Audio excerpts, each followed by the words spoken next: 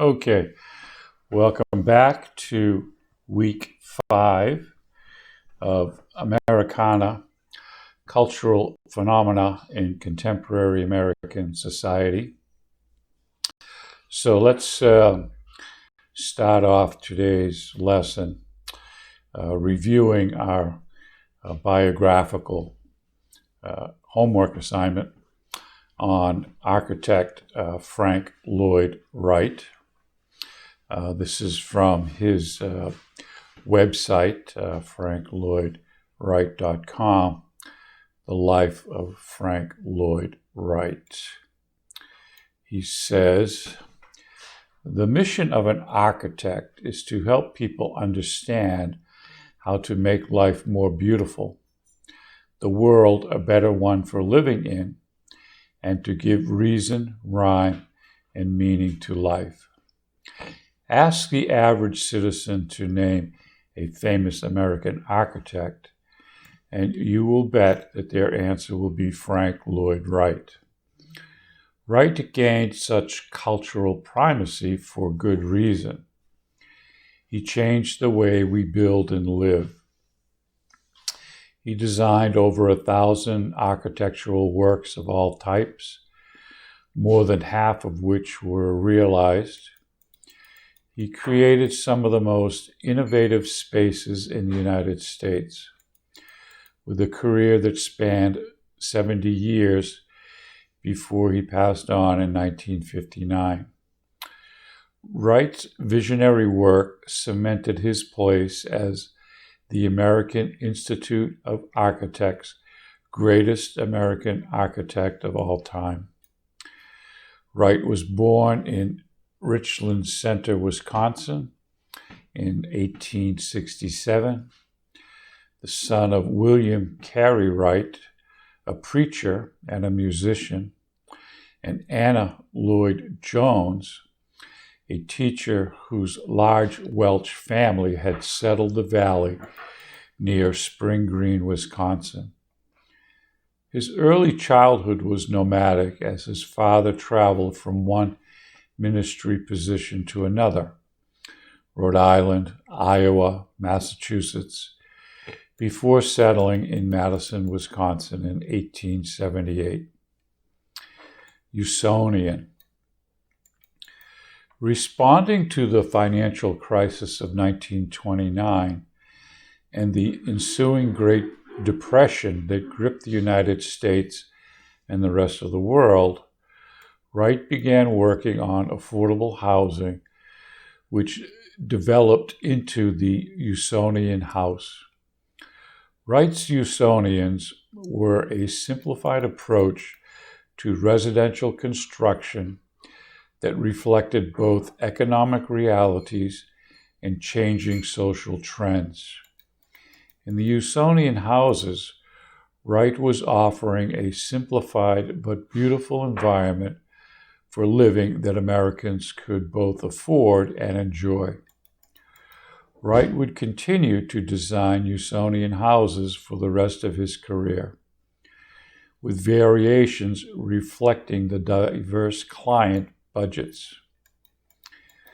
Believing that architecture could be genuinely transformative, Wright devoted his life to creating a total aesthetic that would enhance society's well-being. Above all, integrity. He would say, buildings, like people, must be sincere, must be true. Architecture is not just about buildings, but about nourishing the lives of those within them. For Wright, a truly organic building developed from within and then outwards, and was thus in harmony with its time, place, and inhabitants. In organic architecture, then, it is quite impossible to consider the building as one thing, its furnishings another, and its setting and environment still another, he concluded. The spirit in which these buildings are conceived sees all these together at work as one thing. To that end, Wright designed furniture, rugs, fabrics, art glass, lighting, dinnerware, and graphic arts. So I remember being on a train in Tokyo, Japan, leaving Tokyo to go to another city. And I'm looking out the window, and of course, Tokyo is one of the biggest cities in the world. And it could actually be its own state just by its enormous size. So nevertheless, I'm on the train, looking out the window, and what I'm seeing is these large apartment complexes, maybe 10 stories high, as many as 201 apartment building.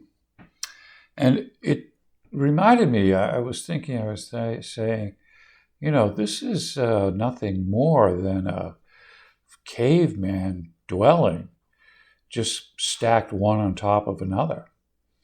There was nothing aesthetically pleasing about it. Independent caves for each family. So maybe we haven't really progressed that far.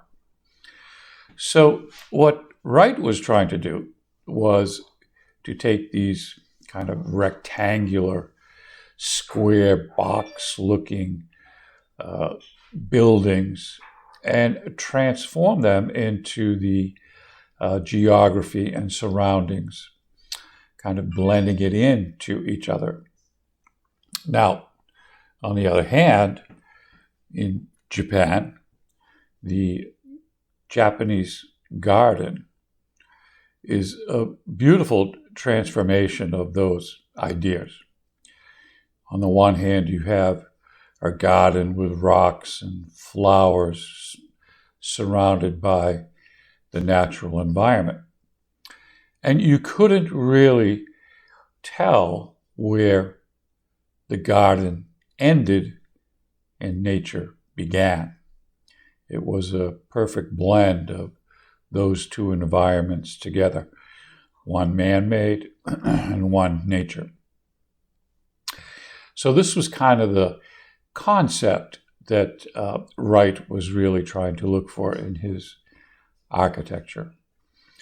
Now, fast forward to today, in addition to Wright's idea of harmony and environment, architects are taking into consideration the psychology of man and what man needs truly to fit in his architectural environment, looking at psychological needs, particularly space, privacy, those kinds of things.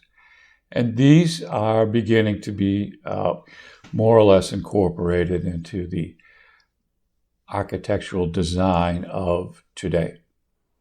So that's our little piece on Frank Lloyd Wright. And we're going to move on to the next slide from here. Okay, so 1931, we're going to talk about the construction of the Empire State Building. The Empire State Building is a 102-story Art Deco skyscraper in Midtown Manhattan in New York City. It was designed by Shreve, Lamb, and Harmon and built from 1930 to 1931. Its name is derived from Empire State, the nickname for the state of New York. The building is about 1,250 feet or 380 meters in height. It has a tall antenna on top. But in the design, they incorporated a hook at the very top of the building that was for airships, those big air balloons that were popular in the 30s as a form of flight transportation, so that these airships could actually tie up to the building.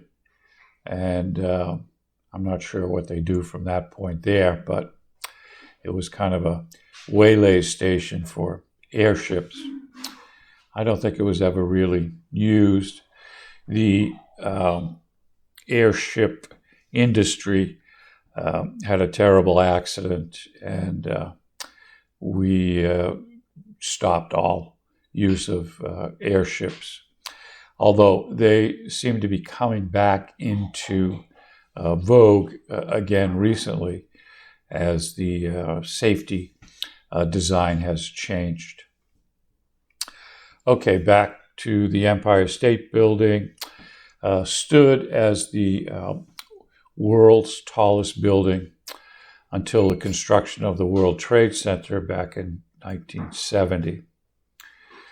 So at 9:40 a.m., July the 8th, 1945, a B-25 Mitchell bomber, piloted in thick fog by Lieutenant Colonel William Franklin Smith Jr., crashed into the north side of the Empire State Building between the 79th and 80th floors, where the offices of the National Catholic Welfare Council was located.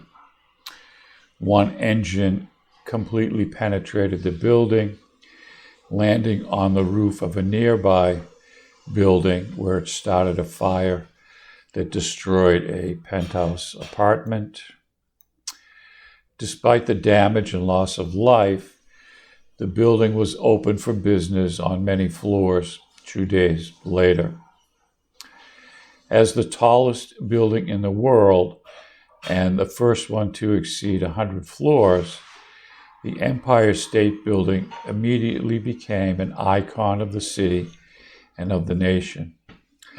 Time magazine noted that the Empire State Building seems to completely embody the city it has become synonymous with. The historian John Tarrant called it the 20th century New York building, despite the existence of taller and more modernistic buildings. Early in the building's history, travel companies such as Short Line Motor Coach Service and New York Central Railroad used the building as an icon to symbolize the city.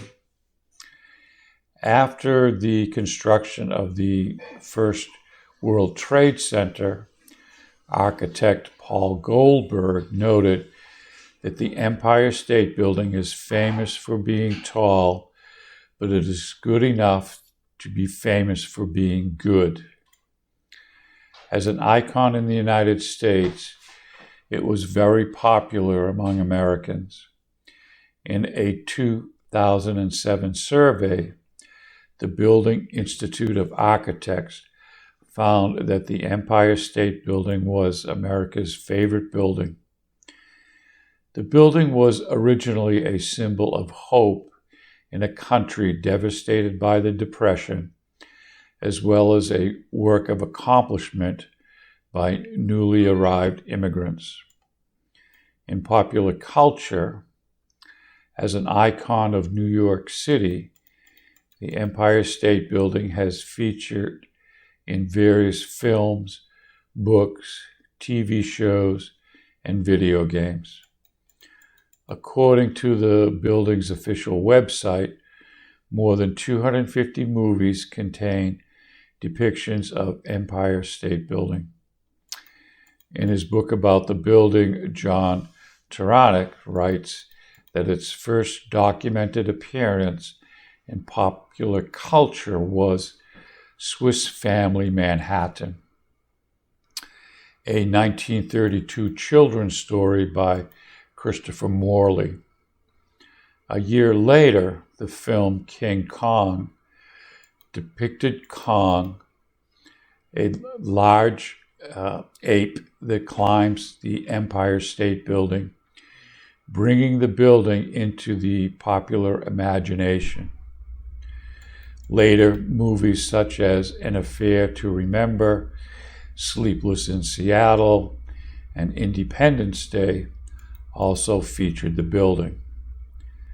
The building was also featured in other works such as Daleks in Manhattan, a 2007 episode of the TV series Doctor Who, and Empire, an 8-hour black and white silent film by Andy Warhol, which was later added to the Library of Congress's National Film Registry. So here's a video clip of King Kong climbing the Empire State Building scene. So King Kong is a warning against mankind's desire to exploit nature for personal gain. He is personified as the unbridled force of nature, which, when belittled by men, unleashes a fury that has severe repercussions. The film has since received some significant honors. In 1975, King Kong was named one of the 50 best American films by the American Film Institute. In 1991, the film was deemed culturally, historically, and aesthetically significant by the Library of Congress and selected for preservation in the United States Film Registry. In 1998, the American Film Institute ranked the film number 43 on the list of 100 greatest movies of all time. The Empire State Building, Working Class Masculinity, and King Kong by Merrill Schuyler from Juster.com. King Kong achieves mastery over Manhattan atop the Empire State Building before his inevitable fall. This essay analyzes the Empire State Corporation's textual and visual propaganda, much of it which was displaced onto Kong, concluding that both giant ape and skyscraper were dual ciphers in the Depression era's heroic and exploited multi-ethnic construction workers. Building the Empire State Building, the Daredevil Sky Boys by Walks of New York, November 2012, and history, walksofnewyork.com states, at the peak of construction, there were 3,000 people working on the Empire State Building. Sky Boys were the name given to the construction workers.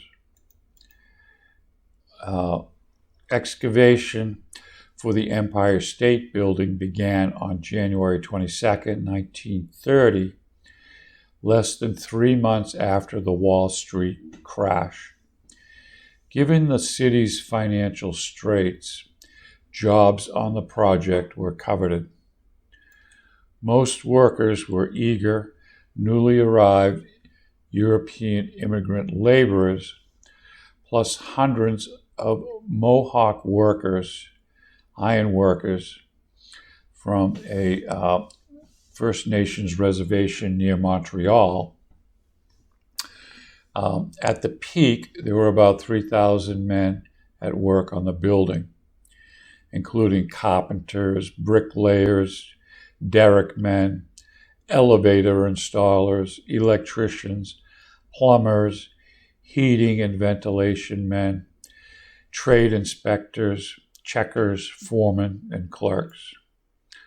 But it was the Sky Boys, the daredevil steel workers and riveters who inspired awe. The Sky Boys put on the best open-air show in town. The gravity-defying ironworkers balanced on narrow beams or hung from derrick lines, hundreds and even thousands of feet above the city's streets. The New York Times wrote that they put on the best open-air show in town. They rode into the air on top of steel beams that they maneuvered into place as a crosspiece by hanging to the cable rope and steering the beam with their feet, and then strolling on the thin edges of nothingness. Along with the steel workers were the intrepid team of riveters who drove red-hot rivets into the beams, fastening them into place to create the building's steel skeleton. Passers-by stood 3 and 4 deep, taking deep breaths as they watched the steel workers at their acrobatic work. London's Daily Mail compared the workers to classical heroes. They were right there in the flesh, outwardly prosaic, incredibly nonchalant, crawling, climbing, walking, swinging, swooping on gigantic steel frames, but seemed comfortable doing it. Despite the danger, the Sky Boys seemed cool and calm. It wasn't really as dangerous as it looks, claimed one of the workers. It's safer up here than it is down below, he said, pointing to the chaotic streets. Supporting the workers were the water boys, who carried water buckets to the thirsty construction workers, and sometimes peddled cigarettes. Joe Carbonelli, who was 16 years old when he worked on the site, remembered, "It was kind of a thrill working on the beams. I learned, don't look down, just look to the end of the beam." The one danger the workers heeded was the weather. As fearless as the riveters and ironworkers seemed, there was one danger they heeded: weather. When it rained, there was a danger of slipping. But when it was bitterly cold, stiff and numb hands could not hold on to anything. So that's a little bit about our Empire State Building and the construction workers that have been kind of put into the history of Americana and popular culture. Okay, let's move into the world of fashion and Americana. Okay, so Nylon Stockings made their debut in Wilmington, Delaware, October 1939.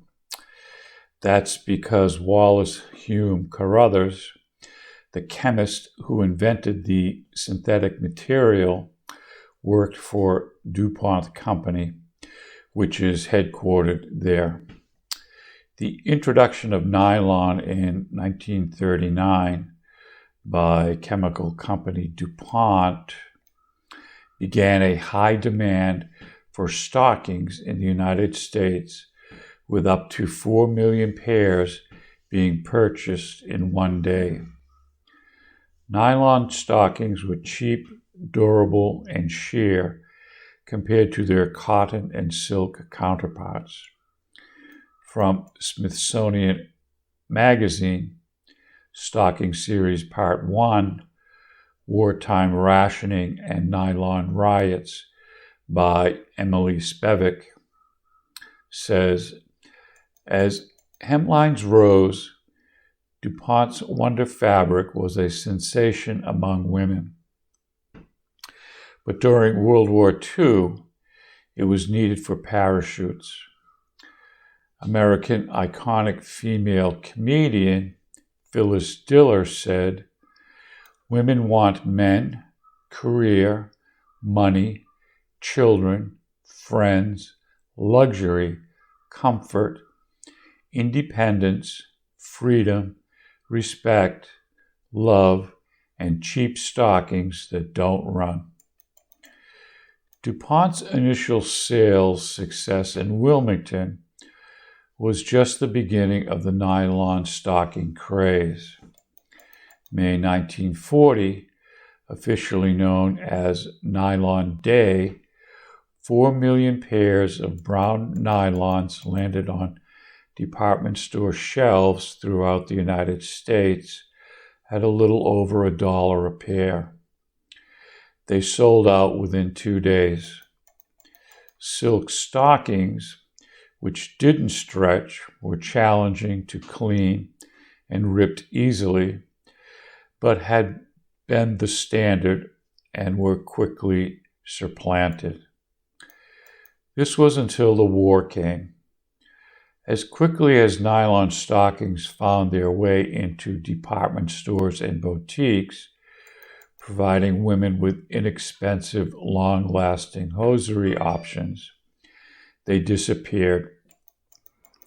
After Pearl Harbor was bombed on December 7, 1941, the United States entered World War II. The material had been its brief beginnings as toothbrush bristles prior to entering the woman's hosiery market, and was severely rationed and channeled into war efforts. Nylon was permitted only in the manufacturing of parachutes, tie cords, ropes, aircraft fuel tanks, shoelaces, mosquito netting, and hammocks, aiding in the U.S. national defense. Because American women had seen the future and had had them wearing nylons, they had to be inventive to meet their leg beautifying needs or turn to the black market. When the war was over and rationings were eased, nylon stockings returned to stores and sold quickly. In 1945, nylon riots ensued around the country when hundreds and sometimes even thousands of women queued up to try to snag a pair. The situation got out of hand in Pittsburgh when 40,000 people lined up over a mile vying for 13,000 pairs. It has taken a tumble in the past couple of decades as women are more likely to go bare-legged. Just like in 2019, sheer polka dot tights are one of the top tights trends for 2020. We don't know about you, but we can't have enough of this legging style. A good pair of black polka dot tights can look good with any outfit, from dresses, skirts, and even paired with shorts. So, fashion trends for 2021 from the trendspotter.net by FEIAM. We're going to take a look at the top 10 fashion trends for 2021. So the following slides will display for about 5 seconds. There will be no sound to this part of the video.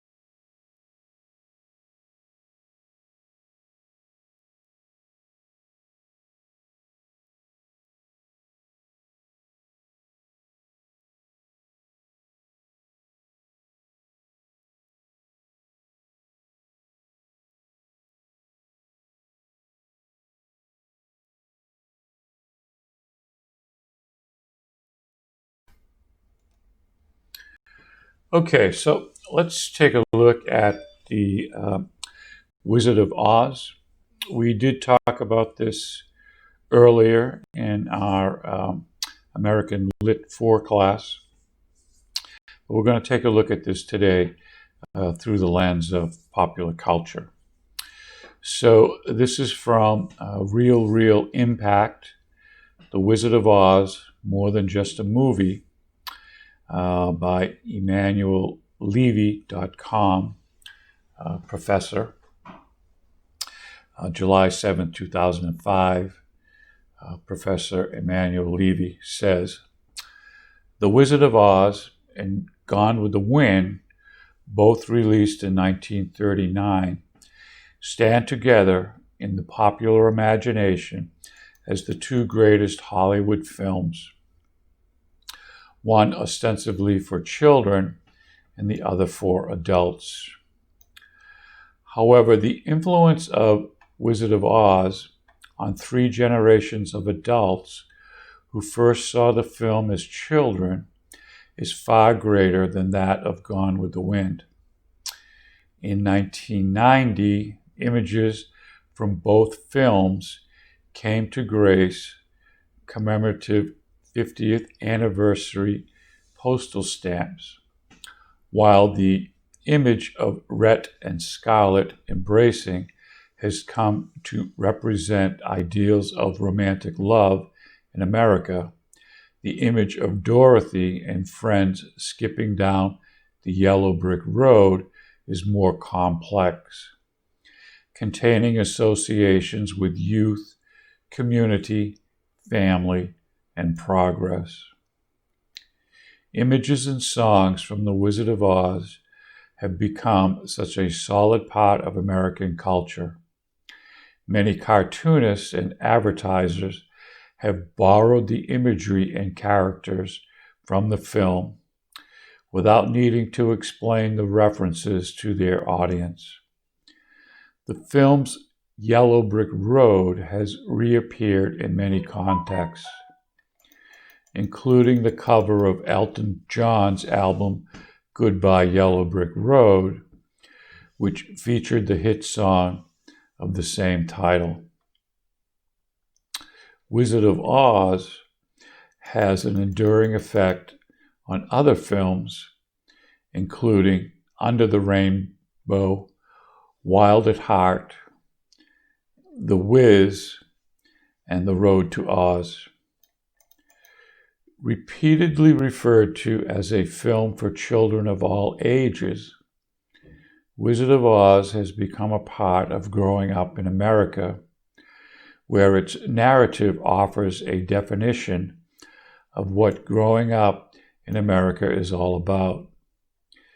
This is achieved through the story of Dorothy, who must find her way home from the childish Never Never Land of Oz to become a mature woman. Wizard of Oz has been sanctioned as a central fairy tale of American popular culture because it teaches us how to assimilate in a distinctly American way. Dorothy's journey from a Kansas farm down the yellow brick road to the great metropolis of the Emerald City is at once a journey into maturation and the equivocation of American myths about the frontier's development. Wizard of Oz mirrors the myth of American society's movement from conquering the wilderness to the building of big cities on the frontier. Dorothy's growth and the growth of America thus goes hand in hand. In the black and white sequences that begin and end the film, Kansas is a flat, gray wasteland, the boredom of Middle America, the underdeveloped frontier. This unforgotten depiction was one which the state of Kansas would forever have to fight against in attracting tourists. Meanwhile, the Emerald City offered an image of New York City was happy to adopt before Los Angeles got a chance. In the long-running Broadway musical The Wiz, a revision of Wizard of Oz, New York City literally becomes the Emerald City. The Emerald City of Wizard of Oz represents the imagined dream city of American culture, clean, happy, and glamorous. Oz represents the illusion of a childhood that cannot last, and the loss of the nation's frontier youth as well. The classic song from Wizard of Oz, Over the Rainbow, also describes every American's longing for something that's lost but might be regained. The universal message of The Wizard of Oz is that the ideal place to solve problems is in the home. At the end of the film, Dorothy attests that she has found all she wants at home. Quote, "My heart's desire is in my own backyard," she claims. The implication is that the home is the last refuge of human hope. Faith and family values seems to surface, especially in times of economic crisis, be it in the Depression years of which Wizard of Oz is a product. Okay, so it's a little interpretation by the professor of The Wizard of Oz compared to American culture. Okay, on this slide here, we're going to talk about the Manhattan Project, which was a research and development undertaking during World War II that produced the first nuclear weapon. It was led by the United States with the support of United Kingdom and Canada. The Manhattan Project was the code name for the American-led effort to develop a functional atomic weapon during World War II. The project was started in response to fears that German scientists had been working on a weapon using nuclear technology since the 1930s, and that they were prepared to use it. Robert Oppenheimer quoted a Hindu text after the test proved successful. Quote, he says, "I have become death, destroyer of worlds." He said, quoting a line from the Hindu sacred text, the Bhagavad Gita. Initially, he wrote to President Roosevelt that USA should begin development of a nuclear bomb. He developed it, and later in life, he regretted it. On November 1st, 1961, at the height of the Cold War, about 50,000 women brought together by Women Strike for Peace marched in 60 cities in the United States to demonstrate against nuclear weapons. It was the largest national women's peace protest of the 20th century. In May 2010, some 25,000 people, including members of peace organizations and 1945 atomic bomb survivors, marched for about 2 miles from downtown New York to a square in front of the United Nations headquarters, calling for the elimination of nuclear weapons. The march occurred ahead of the opening of the Review Conference on Non-Proliferation of Nuclear Weapons Treaty. This is from NTI.com. Nuclear weapons, the pop culture villain you may not have noticed, by Meaghan Webster. She says, nuclear weapons have long played a role in popular culture. In films like Dr. Strangelove, The Hunt for Red October, and The Day After.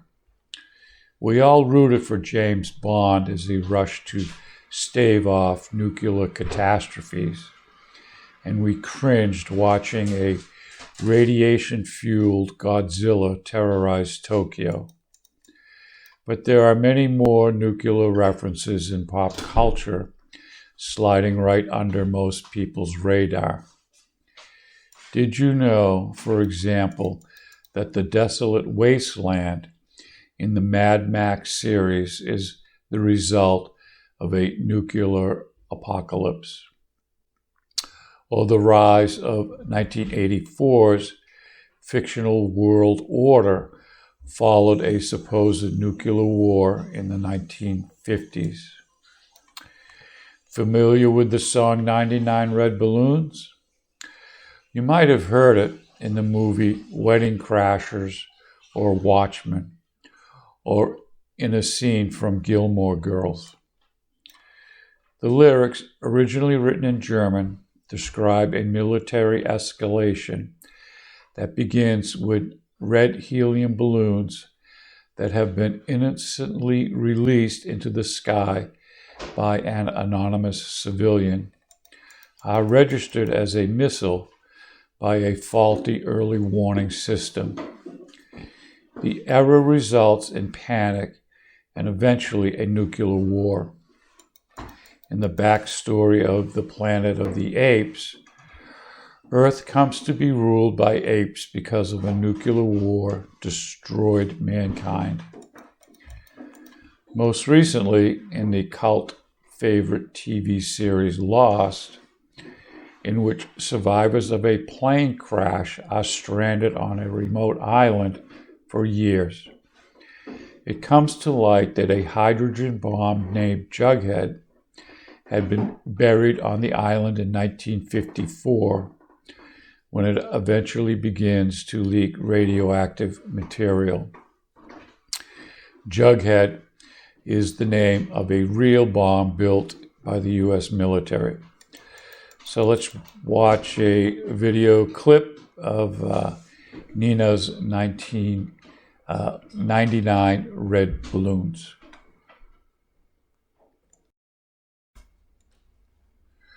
Okay, on this slide here, we're going to talk about a company from Sweden that has made a big impact in American culture called Ikea. And Ikea is a multinational company that designs and sells ready-to-assemble furniture, kitchen appliances, home accessories, among other useful goods, and occasionally home services. Founded in Sweden in 1943 by 17-year-old Ingvar Kamprad, Ikea has been the world's largest furniture retailer since 2000. America becomes obsessed with Ikea. In the over 30 years since the company opened in the United States, Ikea has fully infiltrated American culture. And here are a few reasons why.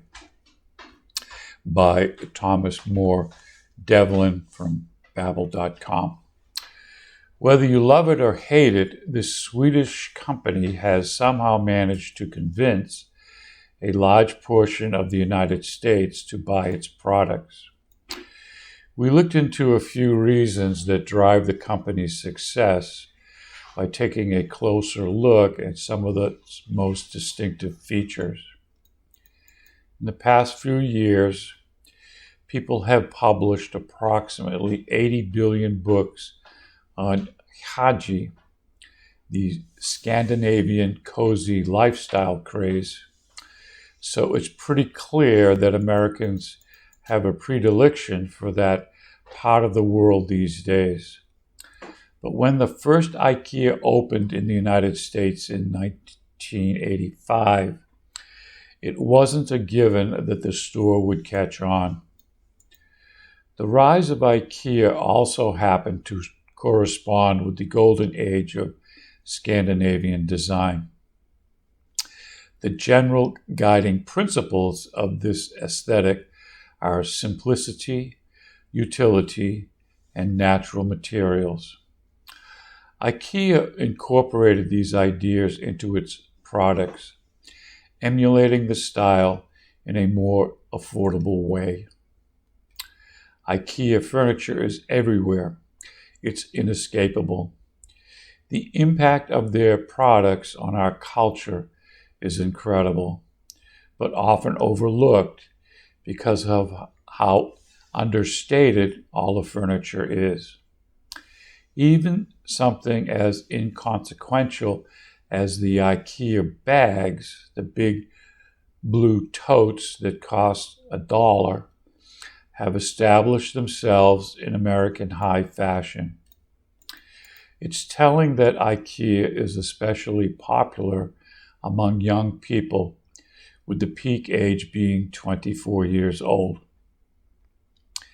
The furniture is designed to look clean and nice, and it's also cheap and not meant to last for eternity. Because college students spend so much time moving around, it makes sense not to want to spend money on mahogany desks when you're just going to have to find a new apartment in a year. Millennials, in general, are far more likely to rent than buy a home. No one argues that their furniture is the best, but it is most certainly good enough. This connects with a phenomenon in America called DIY, do it yourself. In the United States is probably a leftover from the pioneering spirit of the American character. Americans believe that everyone should be able to do minor home repairs without the aid of experts. I do a lot of DIY around the house and then end up hiring an expert to fix my DIY projects. American schools encourage all students to take a basic shop class to learn how to handle basic tools. DIY has created several popular cultural media presentations, from books to television programming to YouTube. In 1979, PBS television series This Old House, starring Bob Vila, premiered and spurred a DIY television revolution. The show was immensely popular, educating people on how to improve their living conditions and the best value for their house without the expense of paying someone else to do the work. So let's take a look at a video clip on how to build a Flagstone walkway from the TV program This Old House.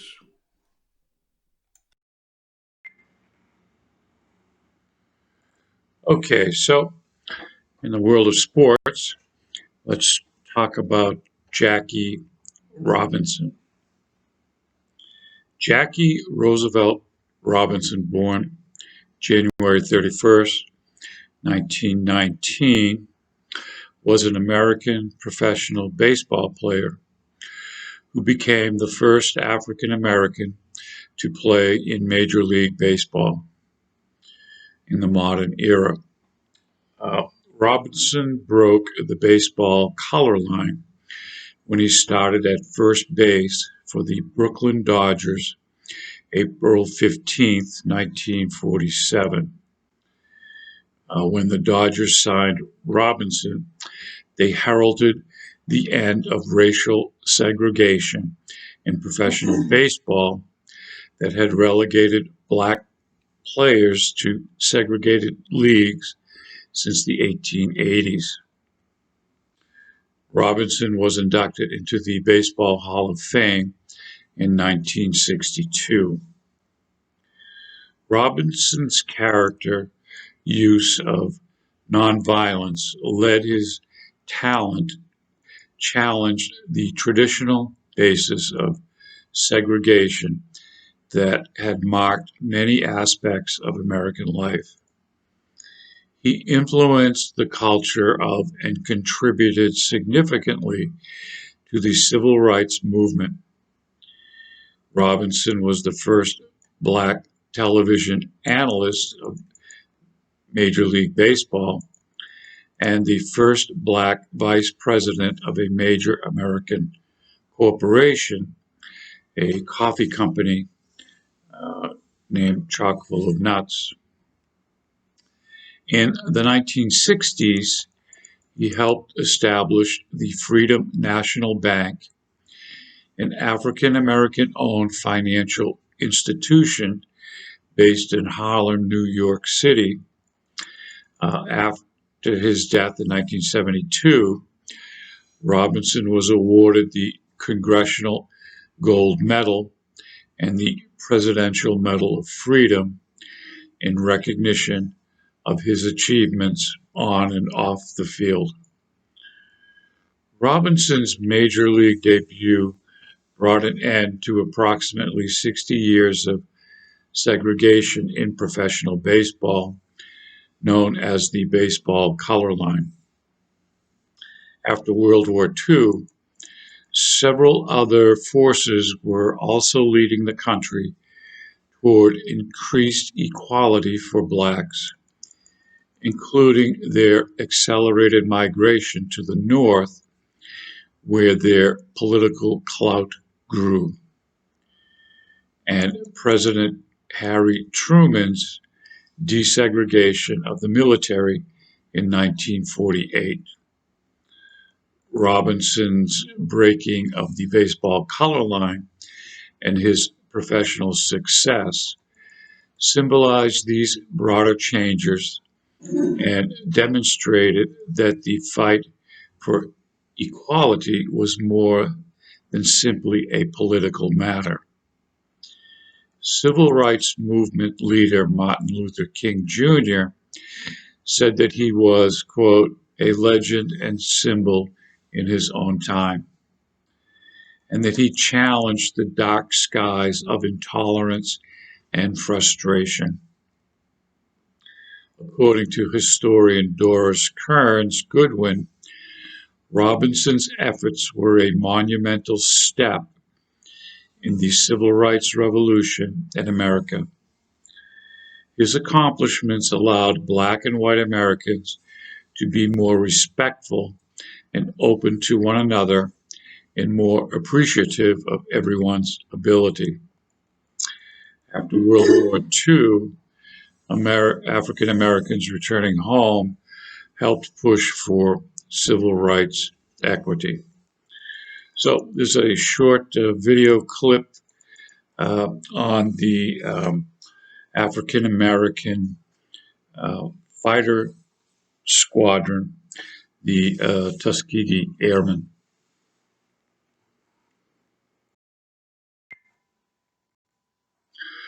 Okay, on this slide here, we're going to talk about an American invention called the drive-through. In 1921, Kirby's Pig Stand introduced the drive-in restaurant, in which car hops delivered meals. In 1931, a California Pig Stand franchise introduced a drive-through service that bypassed the car hops. By the 1970s, drive-through service had replaced drive-in restaurants in the United States.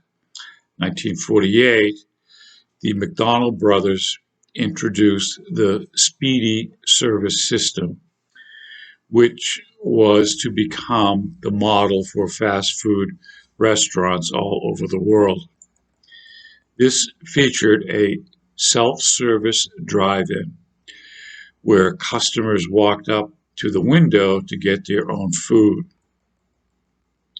In Baldwin Park, California in 1948, the first In-N-Out Burger had a drive-through window out of necessity. It had no indoor seating and no parking lot. 1 year earlier, Sheldon Red Cheney added a drive-in window to his Red's Giant Hamburger on Route 66 in Springfield, Missouri.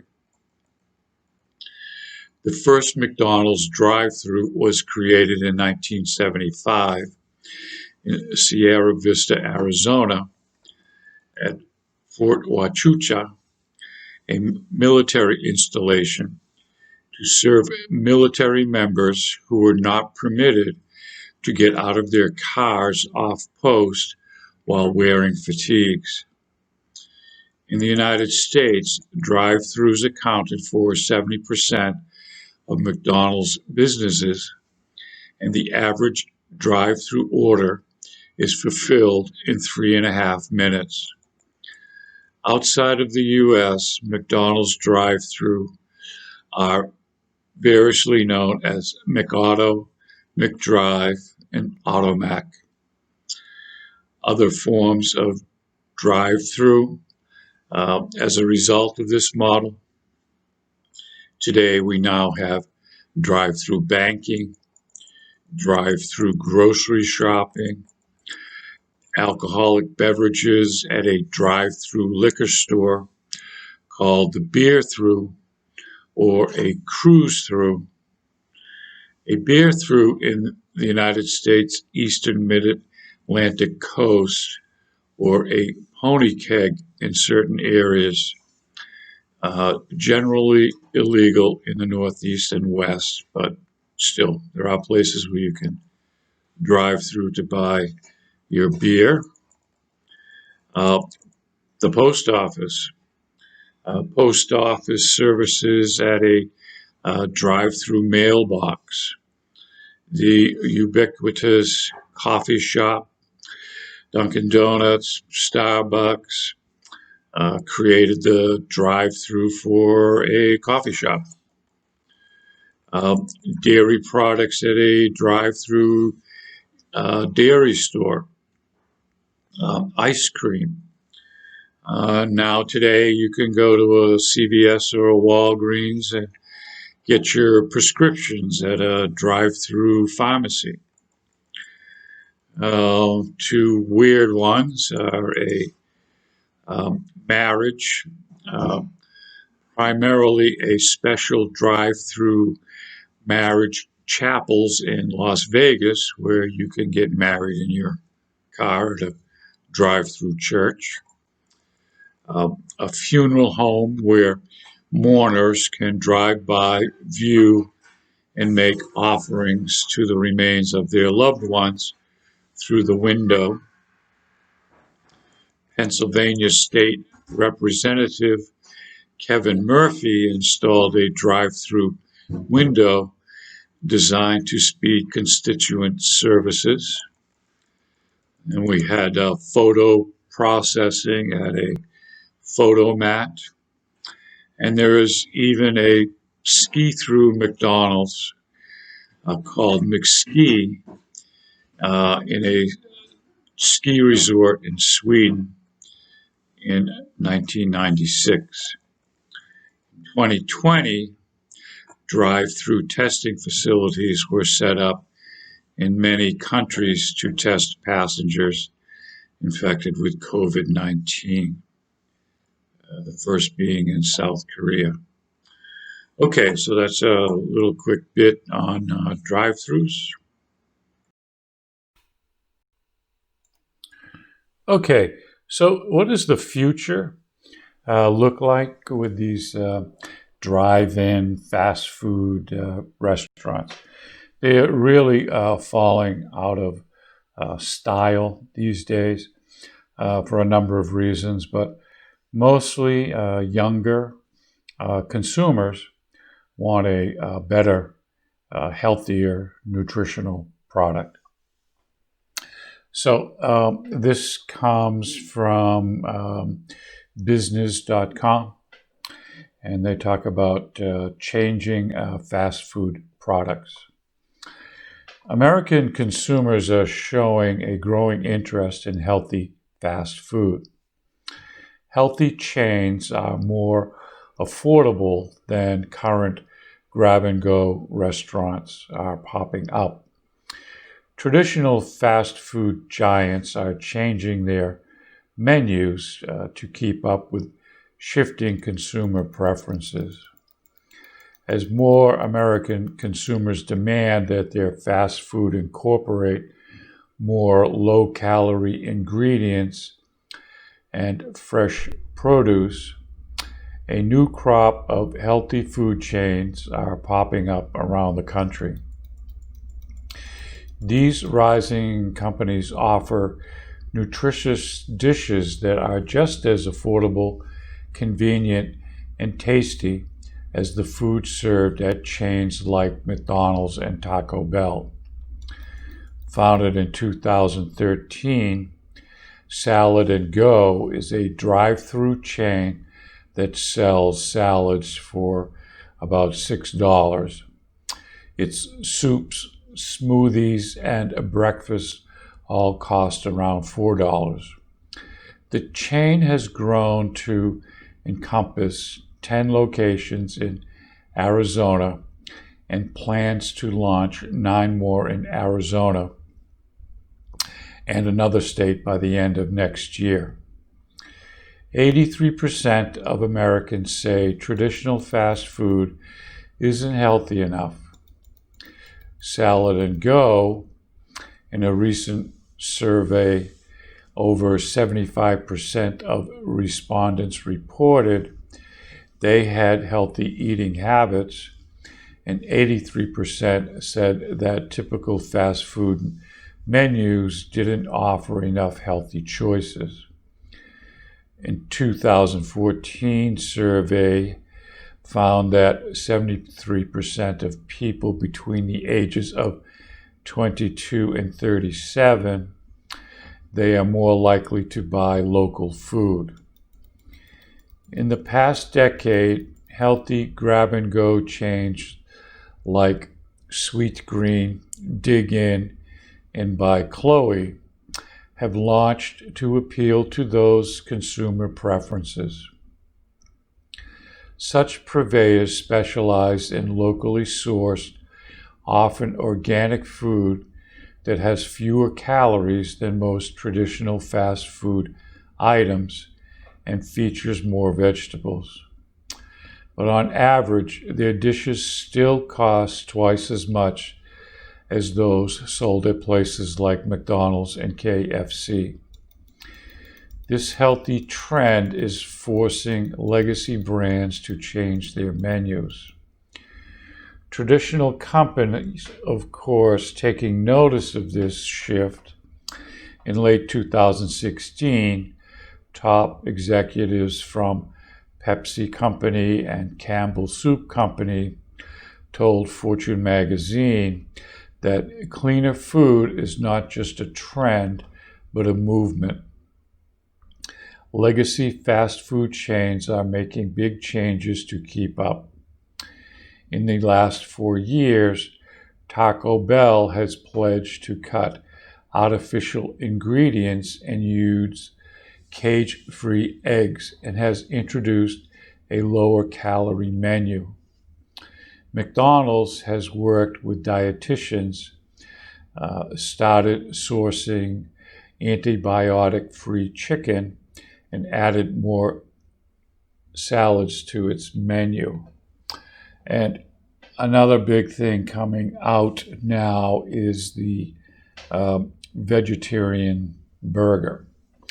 So as you can see, fast foods are trying to keep up with the demand of the present-day population that wants more nutritional drive-in foods available to them.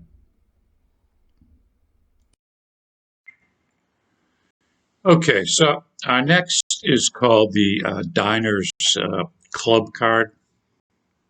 And this is from their website, dinersclub.com, the story behind the card. And the story starts off beginning with a forgotten wallet.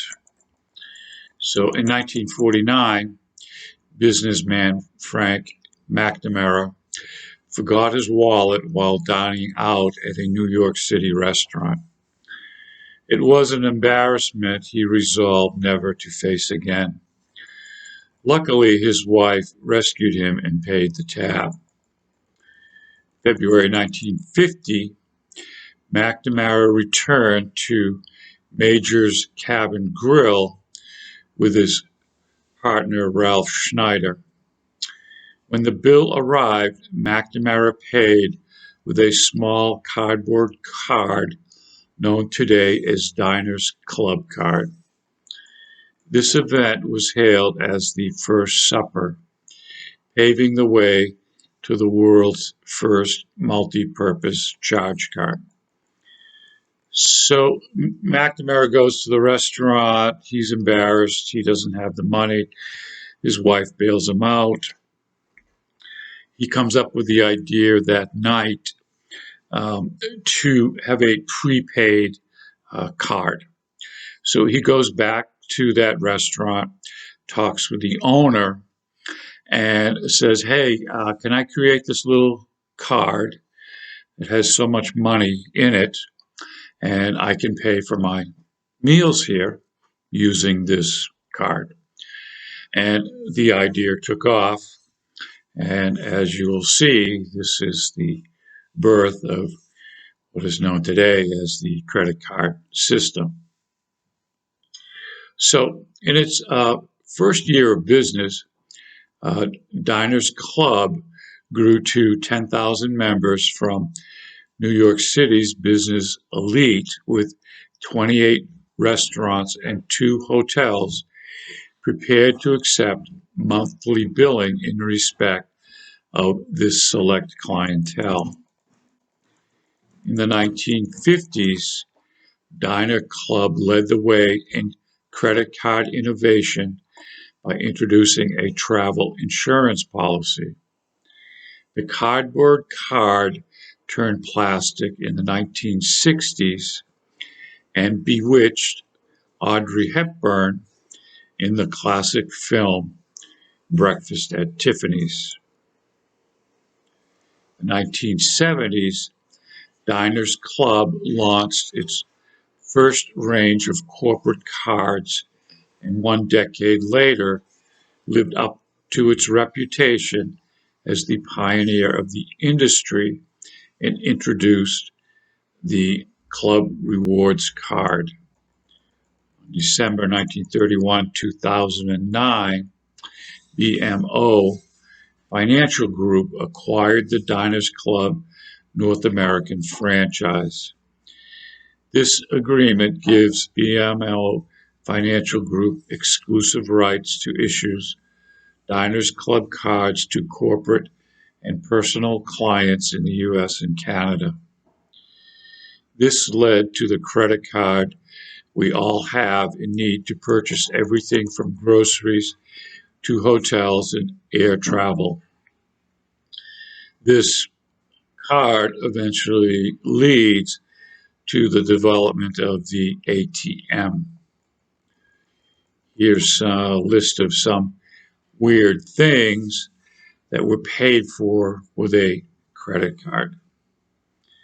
Cute little story.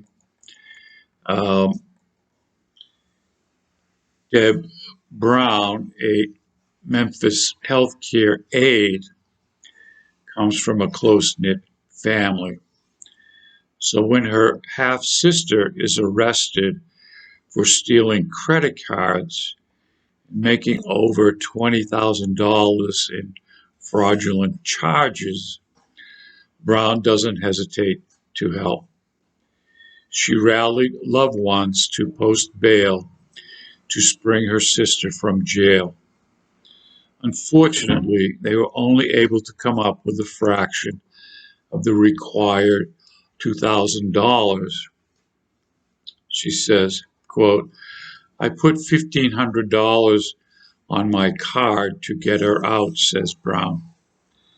"I didn't expect my sister to pay me back because she didn't have a job or anything. But everybody else said they would give me something. After a couple of months, I only got $500 back. Worse, it didn't take long before the woman committed yet another crime. 3 months later, she was caught with a lady's purse and was using a lot more cards, so she was arrested again," Brown says. "It was crazy. I used my credit card, got into debt, ruined my credit because of her stealing credit cards. To date, the sister remains behind bars. It was crazy. I used my credit card, got into debt, and ruined my credit because of her stealing credit cards." Next story. Baby birds and bunches of bees. We recently moved to an 8-acre property, and I just had 18 chicken chicks delivered by mail, says Methodist Sprayberry, an Atlanta transplant from rural Alabama and owner of Gypsy Shoals Farm. "I also already pre-ordered my honeybee swarm for my beehives that I'm starting next spring. April 2nd, 2018, 3 pounds of live bees will be delivered to my doorstep. Both purchases were made over the internet on my credit card. And yes, although not recommended, you can buy a house with a credit card. Smartphones and payment cards are two innovations that enable a large part of modern daily life. This is especially true for Generation Z, who've grown up with basics like eating, travel, entertainment, and communication, all dependent on smartphones and the ability to pay remotely. So that's where we're going with credit cards today. Okay, so our next slide is going to talk about a television program, a comedy called I Love Lucy. And this is from an article from the world of popculture.com.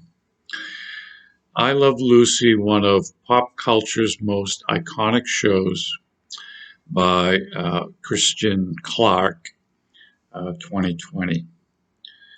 Despite the fact that I Love Lucy made its premiere on the CBS network back in 1951, it is a series that has withstood the test of time and is still relevant to this day.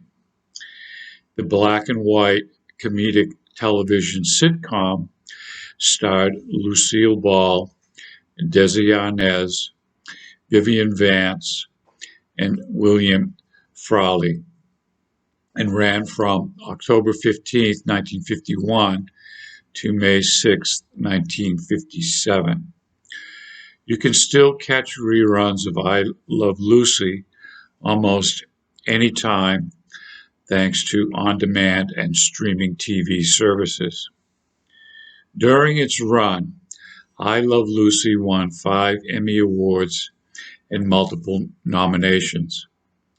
I Love Lucy is often regarded as one of the greatest and most influential sitcoms in history.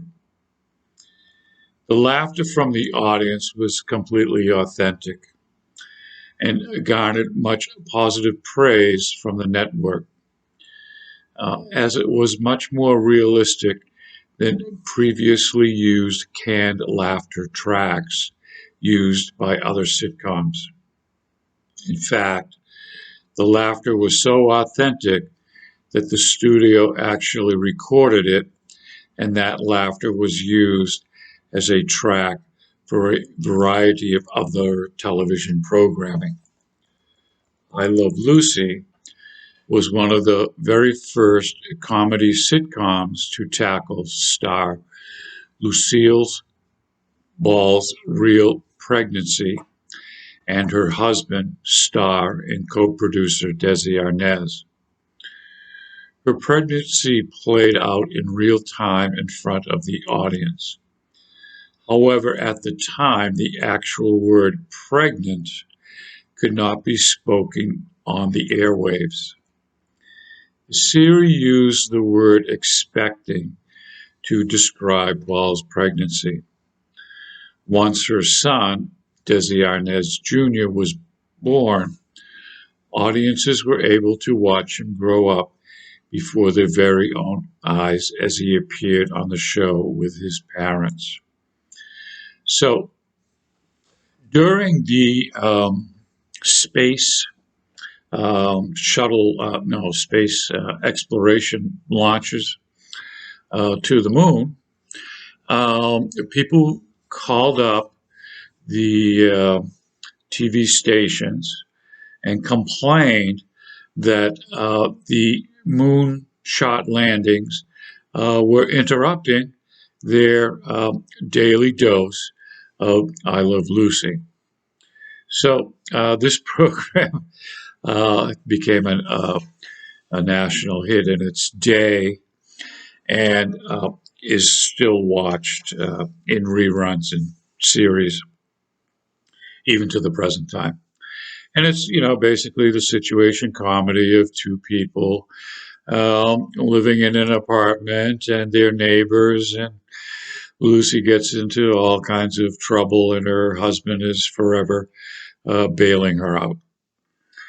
Okay, so that's just about it for today. We're kind of out of time. Got a couple of choices for the biographical study. Now, here again, remember those biography pieces. If you choose to do something else, that is fine. Just keep it in the vein of biography and an icon that has a contribution to American pop culture. The others, okay, your reflection, that's standard as part of the assignment and the weekly reading. Okay, so that's it for today. Thanks for watching, and we'll see you again next week. Thanks. Bye.